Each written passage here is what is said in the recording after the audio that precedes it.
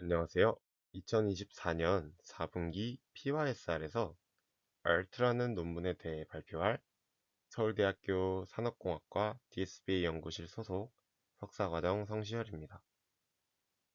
해당 논문은 메타와 마이크로소프트 등 저희가 알고 있는 인공지능 기업들이 함께 참여한 연구이고 구글 스칼라 기준 인용수 186회를 기록하고 있습니다. 제목에서 키워드를 뽑아보자면 멀티스텝 리즈닝과 툴 유즈가 될 수 있겠는데요. 멀티스텝 리즈닝은 체인 오브 서 COT라고 생각해 주시면 되고, 툴 유즈 같은 경우에는 간단하게 설명을 드리면 LLM의 한계를 극복하고자 외부 API를 사용하는 것이다 라고 이해해 주시면 좋을 것 같습니다. 즉, COT를 사용하되 각 스텝마다 외부 API가 필요하면 사용해서 LLM의 답변 품질을 높인다 정도의 흐름이라고 생각해 주시면 될 것 같습니다. 오늘 발표는 논문의 흐름에 맞게 다음과 같은 순서로 설명드릴 예정입니다. 먼저 인트로덕션입니다.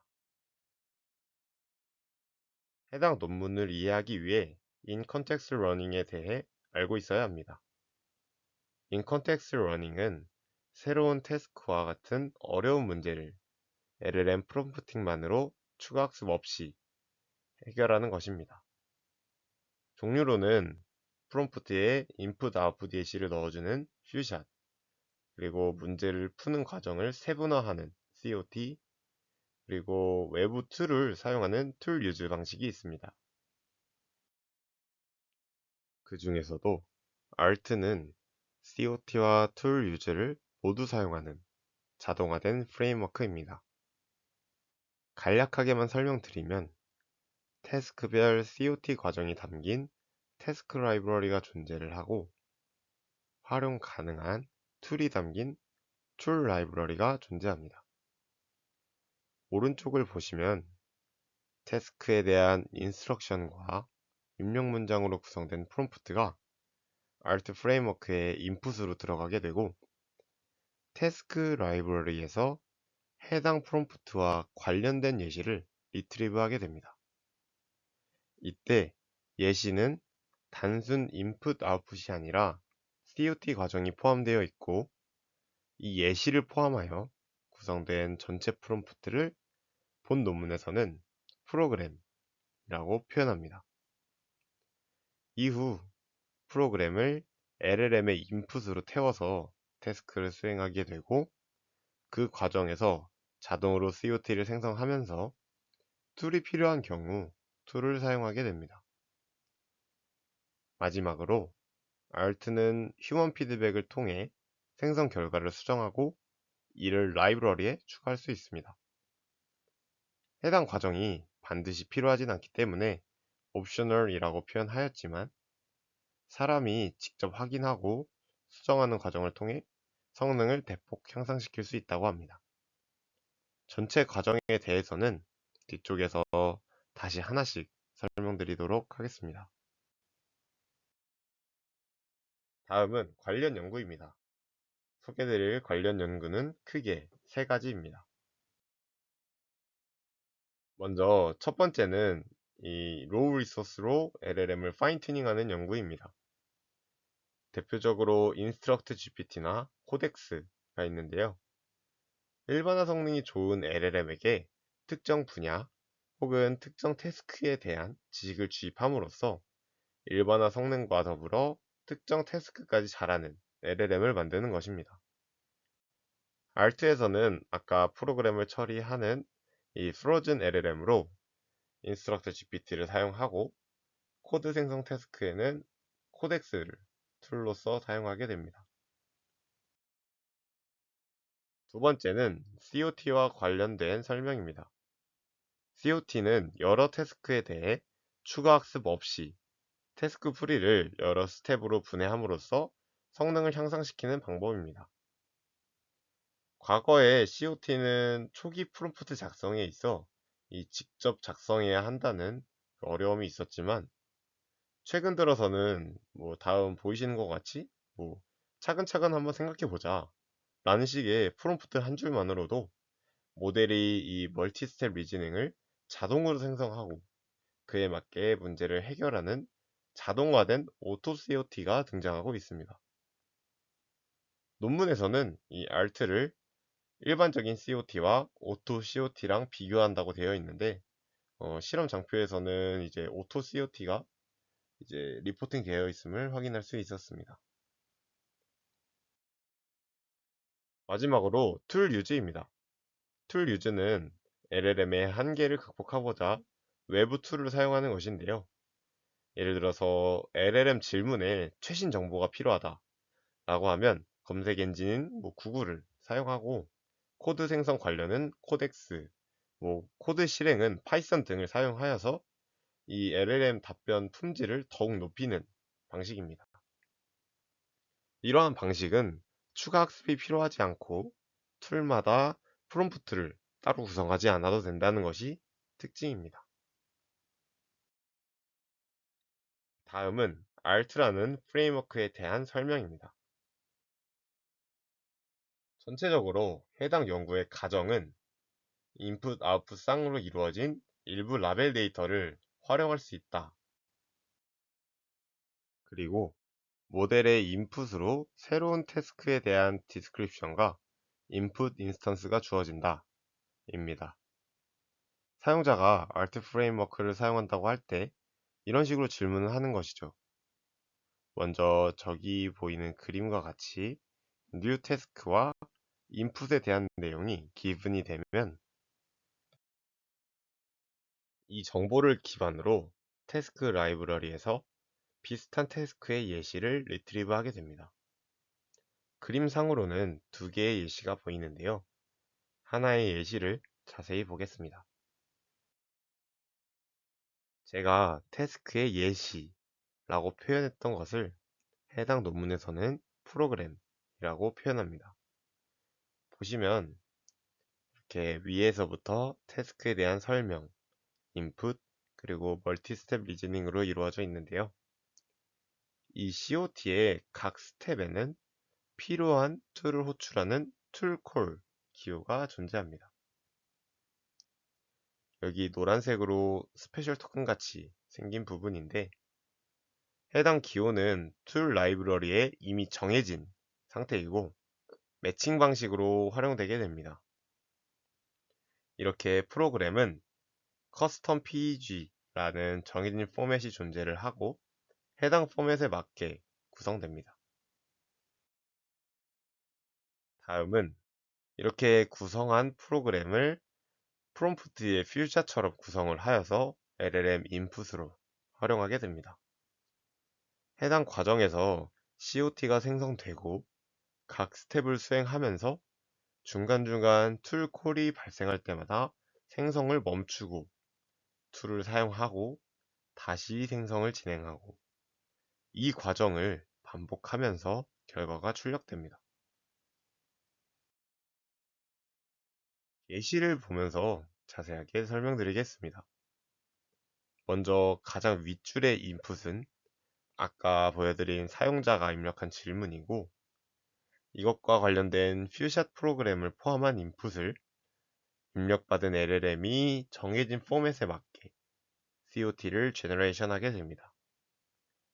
해당 과정에서 Q1에 search라는 툴을 만나게 되면 이 외부 API를 사용을 해서 정보를 습득하고 이 습득한 정보를 LLM 답변에 붙이고 이 검색해온 정확한 정보를 기반으로 다음 리즈닝을 수행을 하고 또 툴이 필요하다면 외부 툴을 사용을 하고 이렇게 해당 과정을 반복하면서 툴을 활용한 멀티 스텝 리즈닝을 수행하게 됩니다. 마지막으로 휴먼 피드백에 대한 내용입니다. ART는 자동화된 프레임워크다 보니 사람의 수작업이 필요가 없습니다. 하지만 본 논문에서는 특정 태스크는 자동화의 한계가 존재를 하고 이 사람이 직접 해주면 훨씬 더 잘 푸는 태스크가 존재한다 라고 이야기를 합니다. 이런 상황에서 ART는 다른 방법론들과 다르게 추가 학습이 존재하지 않고 라이브러리를 통해 새로운 태스크나 툴을 추가하거나 수정하는 것이 자유롭기 때문에 해당 과정을 통해 성능을 극대화시킬 수 있는 것이 이 ART 프레임워크의 장점이다 라고 이야기를 합니다. 네, 좀 더 이해하실 수 있게 아래 예시를 보면서 설명드리겠습니다. 왼쪽에 LLM이 생성한 COT에서 이 소수점으로 나온 답을 반올림하고 싶고 반올림한 뒤에 힘의 단위인 뉴턴을 붙이고 싶다.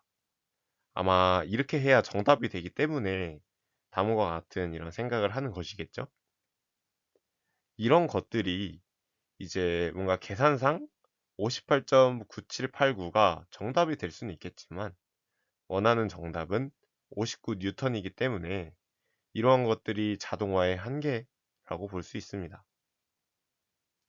이렇게 수정하고 싶은 COT를 수정하고 태스크 라이브러리에 추가를 하게 된다면 향후에 유사한 태스크가 인풋으로 들어왔을 때 해당 프로그램이 리트리브 될 것이고 이를 통해 관련 태스크를 잘 수행하게 된다 라는 것이 해당 논문에서 주장하는 바입니다. 여기까지가 이제 ART 프레임워크가 어떻게 동작하는지에 대한 전체적인 흐름입니다. 이후에는 태스크 라이브러리랑 툴 라이브러리가 어떻게 구성되는지, 그 라이브러리들에서 어떻게 뽑아오는지에 대한 설명인데요. 먼저 태스크 라이브러리가 어떻게 구성되는지에 대한 내용입니다. 태스크 라이브러리는 언어 모델의 성능과 한계를 평가하는 빅벤치 벤치마크를 활용하였습니다. 빅벤치 벤치마크는 총 200개의 태스크로 구성되어 있는데 저자가 특정 기준을 세워서 50개가량의 태스크만을 고려하였고 그 50개가량의 태스크를 봤을 때 유용한 리즈닝 스킬 5가지에 따라 클러스터링 할 수 있고 각 클러스터는 이 우측 하단에 보이시는 것과 같습니다. 결론을 말씀드리자면 태스크 라이브러리에는 총 15개의 태스크가 존재를 하고 이 태스크는 5개의 태스크 클러스터로 구분할 수 있습니다. 그리고 각 클러스터별로 2개에서 4개 사이에 태스크가 존재한다 라고 이해해 주시면 좋을 것 같습니다. 다음은 프로그램 그래머입니다. 오른쪽 위에 있는 프로그램 예시를 함께 보면 좋을 것 같은데요. 이 프로그램은 크게 3가지 구성 요소로 이루어져 있습니다. 가장 첫 줄부터 세 번째 줄까지의 태스크 인풋, 그리고 Q1 샵1, Q2 샵2, Q3 샵3로 구성되어 있는 서브 스텝, 마지막으로 인풋에 대한 답변인 앤서입니다.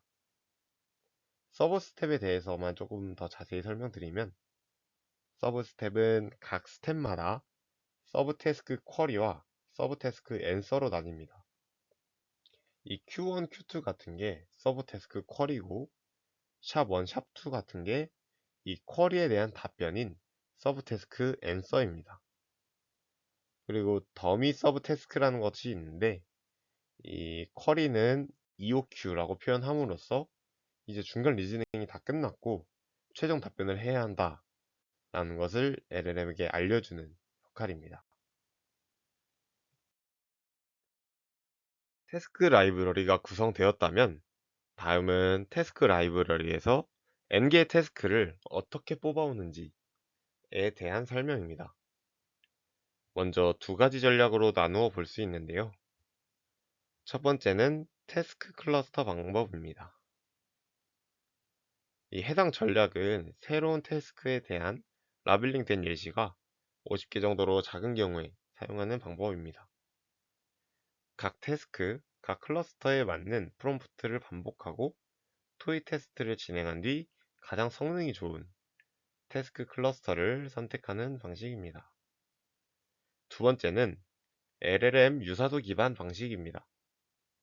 2개의 태스크에 대한 설명을 두고 이 2태스크가 유사한지 유사하지 않은지 이진 선택을 하고 그것에 따른 리즈닝을 수행합니다. 해당 방식으로 모든 태스크에 대한 서로 비교를 진행을 하고 높은 순위를 가지는 태스크를 선택합니다. 다음은 툴 라이브러리입니다. 간단하게 이야기하고 넘어가자면 우측에 보이는 이 스페셜 토큰 같이 생긴 부분이 툴을 호출하는 부분이고 이것이 툴 라이브러리의 툴 이름과 일치하는 경우 외부 툴을 호출하게 됩니다. 이 search는 구글 API를 사용을 했고 코드 생성은 코덱스, 코드 실행은 파이썬 가상 환경을 사용했다고 합니다. 다음은 실험 세팅과 결과에 대한 내용입니다. 평가에 사용한 데이터셋은 다음과 같은 태스크로 구성되어 있는데요. 태스크 라이브러리에 존재하는 15개의 태스크와 존재하지 않는 19개의 테스트 태스크, 그리고 빅벤치에 편향되지 않게 하기 위해 MMLU 벤치마크 중 일부를 서브셋으로 추가를 하였고 툴 유즈와 관련한 비교 방법론인 툴포머와의 비교를 위해 툴포머에서 사용한 태스크의 일부도 사용을 했다고 합니다. 어떤 모델을 사용을 했고 파라미터를 어떻게 지정했는지는 장표를 참고해 주시면 좋을 것 같습니다. 전체 프롬프트에는 3개의 태스크가 존재를 하고 각 태스크별로 2개의 프로그램을 활용을 하여서 총 6개의 프로그램 퓨샷이 사용됩니다. 본격적으로 결과를 확인하기 전에 이 비교하는 방법론들에 대한 간략한 설명입니다. 우측 표에 이 컬럼 이름을 보시면 퓨샷은 COT 없이 오로지 인풋 아웃풋 쌍만을 예시로 넣은 방법이고 오토 COT는 Let's think step by step 이라는 프롬프트로 이 자동으로 COT를 만드는 방법입니다.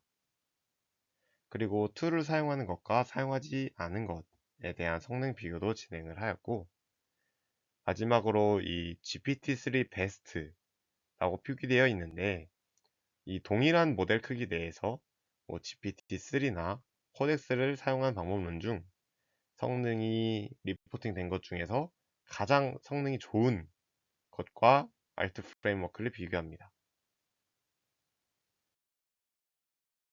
먼저 태스크 라이브러리에 대한 성능 비교입니다. 휴먼 피드백 없이 측정한 성능이고 보시면 이 퓨샷과 오토 COT에 비해 성능 향상이 존재하였고 이 알트가 툴을 사용하지 않더라도 오토 COT에 비해 좋은 성능을 보였습니다.